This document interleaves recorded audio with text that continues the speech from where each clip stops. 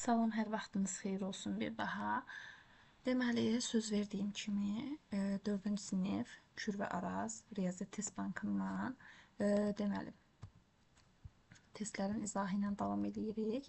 Burada diaqnostik qiymətləndirmə A variantını işləmişdik test 1-i. İndi isə test 2-ni işləyirik, davam edirik. Deməli, burada birinci sualla başlayaq. Deyilir ki, modelle verilmiş ədəddən 142 çıxsaq fərq neçə olar? Yenə də vurğulayım ki, sualları özümüz dayandıra işləyirik, sonra cavabına baxırıq.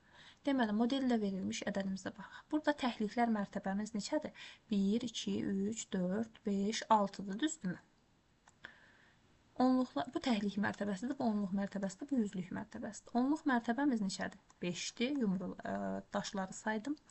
Yüzlük mərtəbəmiz 4-dür. Deməli, 456-dır.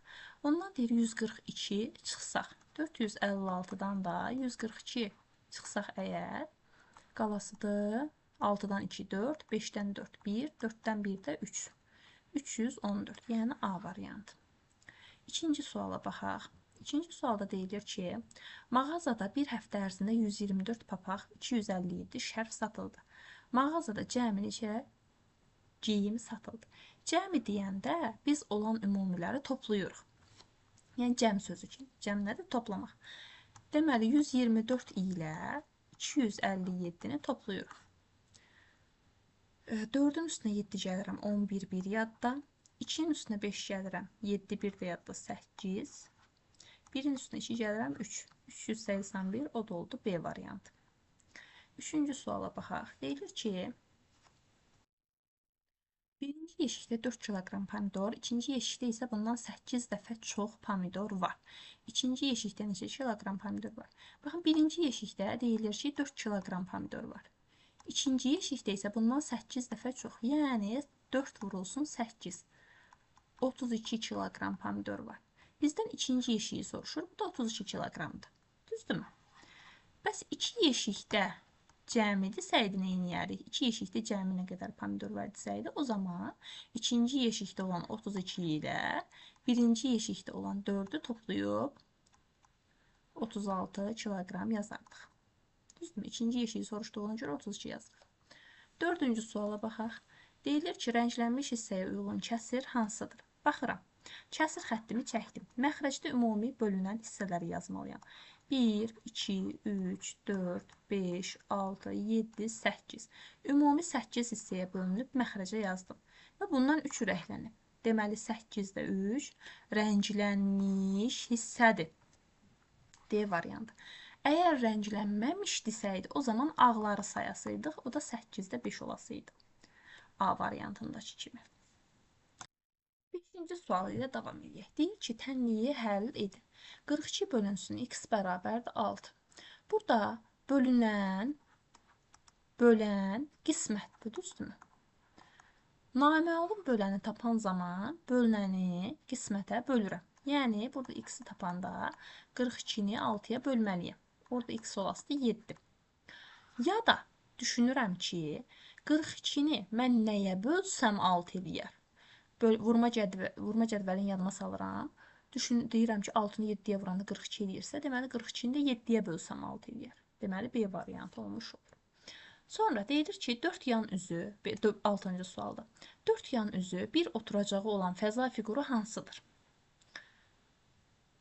Deməli, burada 4 yan üzü deyilirsə, bu fiquru mən çəksəm əgər, fəza fiqurudur bu. Baxın, indi bu tərəflə arxa tərəf üst-üstə düşdü. Bu 4 bucaqlı piramidadır. 4 dənə yan üzü var. Baxın, yan üzləri göstərim. Biri bu yan üzdür. Sonra biri bu qabaq yan üzdür.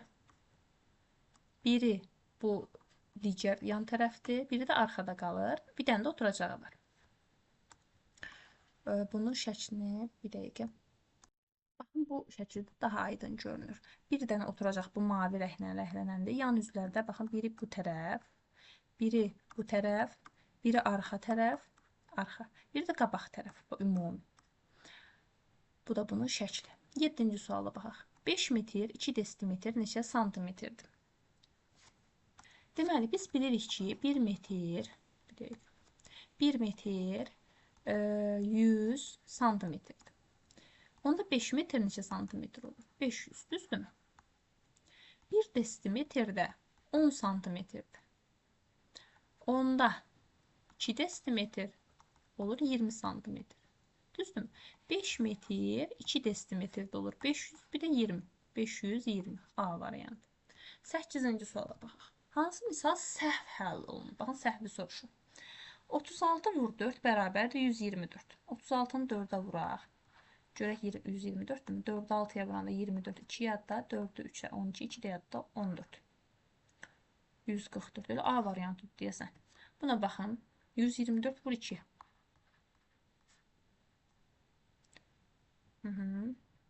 Burada bəli A variantıdır. Digər variantları isə özünüz yoxlayarsınız. Ki, görək doğrudurmu? Alt halda vuraraq çubuqlu bölməklə. Bunlar vurmaqda, bunlar bölməkdə. Özünüz edərsiniz artıq. 9-cu suala baxaq. Deyilir ki, boş xanaya hansı ədəd yazıla bilməz? 11-də 5 böyükdür 11-də nədən? Biz bilirik ki, məxrəcləri eyni olanda surəti böyük olan böyükdür. Yəni ki, burada 5-dən böyük ədədlər yazılmamalıdır. Bura yazıla bilər 4, 3, 2, 1. Yəni burada 11-də 5 4-dən, məsələn 5 4-dən böyükdür, 5 3-dən böyükdür, 2-dən 1-dən böyükdür. Ancaq 5 7-dən böyük deyil. Ona görə də bura 7 yazıla bilməz. Bizdə nə yazıla bilməz deyə soruşur. Ona görə götürürük D variantını. 10-cu suala baxaq. Deyilir qalıq neçəyə bərabərdir? Adi çubuqlu bölməklə bölürəm. 146-ya böləndə 14-də 6 2 dəfə. 2-ni 6-ya vururam 12. 14-dən 12 çıxıram, qalır 2. Yəni 4-dən 2, 2, 1-dən 1, 0. Yuxarıdakı 0-ı düşürdüm 20. 20-də 6 3 dəfə. 3-ü 6-ya vurdum 18. Burada qaldı. Qalıq neçə? 2. 23 dəfə yerləşir, qalıq olur 2. Yəni B variantı. 11-ci suala baxaq. Deyilir ki, verilmiş rəqəmlərdən bir dəfə istifadə etməklə düzələn ən böyük 4 rəqəmli ədədin yüzlüklər mərtəbəsindəki rəqəmin mərtəbə qiyməti neçədir? Deməli, verilmiş rəqəmlərdən bir dəfə istifadə etməklə düzələn ən böyük 4 rəqəmli ədəd. Düzələn ən böyük 4 rəqəmli ədəd yəqin ki, böyükdən kiçiyə düzələrək 6520 düzəldə bilərik. Burada olan yüzlüklər mərtəbəsini tapsam, təhlik, onluq, yüzlük, minlik. Yüzlüklər mərtəbəsindəki rəqəmim 5-dir. Onun mərtəbə qiyməti dedikdə isə burada yüzlük olduğuna görə 5 vurulsun 100. Yəni 500 götürülür B variantındakı. 12-ci suala baxaq. Deyilir ki, Tural verilən ədədi əvvəlcə onluqlara qədər yuvarlaqlaşdırdı. Alınan ədədi yüzlüklərə qədər yuvarlaqlaşdırdı. Alınan ədədin üzərinə 100 gəldi. Tural ən son hansı ədədi aldı? Verilən ədədimiz budur. 283. Birinci deyilir ki, verilən ədədi onluqlara qədər yuvarlaqlaşdırdı. 283-ü onluqlara qədər yuvarlaqlaşdırsam, baxıram ki, 8-dən sonra 3 gəlir. Deməli, 8 artmayasıdır. Düzdürmü? 8-dən sonra əgər 0, 1, 2, 3, 4 gəlsə artmır. Deməli, bu olur 2, 8, 3 də sıfırlanır. Sonra deyil, alınan ədədi, yəni bu 280-i yüzlüklərə qədər yuvarlaqlaşdırır. Təhlik, onluq, yüzlük. Yüzlük oldu 2. Bunu yuvarlaqlaşdıranda baxıram, 2-dən sonra 8 gəlir. 2 artırmı? Bəli, 5, 6, 7, 8, 9 ədədlərindən birisi gəlsə, altından xətt çəkilən ədəddən sonra. Bu ədəd altından xətt çəkilən ədəd artır olur 3. Digərləri sıfırlanır. Oldu 300. Alınan ədədin, yəni 300-ün üzərinə 100 gəldi. Neçə oldu? 400. Düzdür, 300-ün üzərinə 100 gələndə olur 400. 13-cü suala baxaq. Deyilir ki, hansı bərabərlik səhvdir? Səhvi soruşur. 3 kiloqram 350 qram. 1 kiloqram 1000 qramdır, 3 kiloqram 3000 qramdır, üstünə də 350 gələndə olur 3350. Bu doğrudur. 3 litr, 1 litr 1000 millilitrdir, bu da doğrudur, yenə eyni qayda ilə. Baxın, 2460 qram. 1 kiloqram 1000 qramdırsa, 2460 qramda 2 kiloqram neçəsə qram olardı. Yəni 246 kiloqram. 246 kiloqram nə deməkdir? Baxın. 246 kiloqram, 246, yanında 3 dənə 0. 246 min qram deməkdir. Axı burada 246 min yazılmayıb. Ona görə səhv olan olur C variantı. Burada da 1 litr 1000 millilitrdir deyənə, burada mini böləndə 5 litr alınır. 50 millilitr. Deməli, yanlışımız oldu C variantı. 14-cü suala baxaq. Eni 4 metr, sahəsi 72 metr kvadrat olan düzbucaqlının perimetri nə qədərdir? Düzbucaqlıda bilirik ki, tərəflər A və B-dir. Eni burada 4 verir özü. Eni deyir 4 metrdir, sahəsi də 72-dir. Biz bilirik ki, düzbucaqlının sahəsi nəyə bərabərdir? En vur uzunluq, düzdürmü? Sahə 72-dir. Eni 4-dür, uzunluğunu soruşur. Nəyi 4-ə vursam 72 eləyər? Yazıram 72 bölünsün 4. Bu 18. Deməli, bunun uzunluğu 18 imiş. Bunun perimetrini soruşur. Düzbucaqlının perimetrini tapmaq, bütün tərəflərini toplamaq deməkdir. Məlum məsələdir ki, düzbucaqlının 2 dənə uzunluğu, 2 dənə də eni var. Bunları toplasaq 18, 4, 18, 4. Deməli, 18 ilə 4, 22. 22-nin üstünə 18, 40, üstünə 4, 44. Deməli, perimetr olur 44 metr. Yəni, D variantı. Deməli, burada nəyi yadımızda saxlayırıq? Sahəni tapanda en uzunluğa vurulur. Baxın, buradakı kimi, bu düsturdakı kimi. Perimetri tapanda ama bütün tərəflər toplanır. Bütün tərəflər toplanmaq bütün fiqurlara aiddir.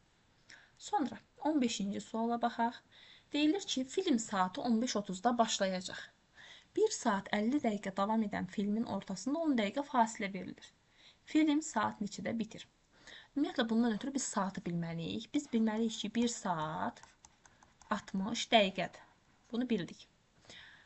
Film 15:30-da başlayır. Yəni 4-ün yarısında başladı. 15:30 4-ün yarısı deməkdir, düzdür?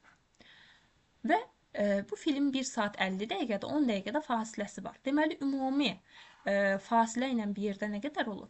1 saat 50 dəqiqə üstəgəl 10 dəqiqə. Düzdürmü? Bu da olur 1 saat 60 dəqiqə. 60 dəqiqə özü 1 saat deməkdir. Deməli, burada da bir dənə 1 saat yarandı. Bu da oldu 1 saat, 1 saat, 2 saat. Deməli, bu fasilə ilə bir yerdə bu filmə bizim 2 saat vaxtımız gedəsidir. 15:30-da başlayır, 2 saat sonra nə olur? 1 deməli 15:30 üstəgəl 2 saat, belə yazın. Deməli, 4-ün yarısı 2 saat sonra da olur. Bu 2 saatı mən toplayanda bura toplayıram. 15'in altına yazıram. Olur 17:30. Yəni 6'nın yarısı.